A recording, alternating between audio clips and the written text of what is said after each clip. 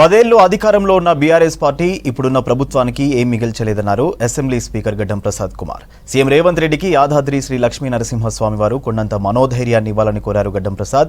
కాంగ్రెస్ ప్రభుత్వానికి స్వామివారి ఆశీస్సులు ఉండాలని ఆకాంక్షించారు.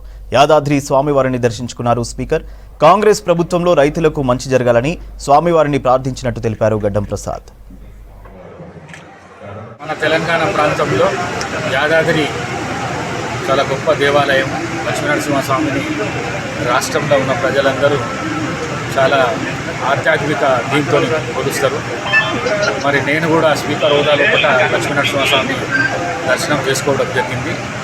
ఈ రాష్ట్రంలో వర్షాలు లేక మరి ఇంతకుముందు ఉన్న 10 సంవత్సరాలు ఉన్న ఏదైతే ప్రభుత్వం ఉండేనో ఆ ప్రభుత్వము ఇప్పుడున్న ప్రభుత్వానికి ఏం మిగలకుండా చేసింది. కాబట్టి లక్ష్మీనరసింహ స్వామి గారితో కోరడం ఏంటంటే ఈ ప్రభుత్వంలో ఉన్న ముఖ్యమంత్రి ఎవరైతే ఉన్నారో రేవంత్ రెడ్డి గారు వారికి మనోధైర్యం ఇవ్వాలి, మంచి రాజ్యం ఏలాలి, అందరికీ న్యాయం జరగాలి.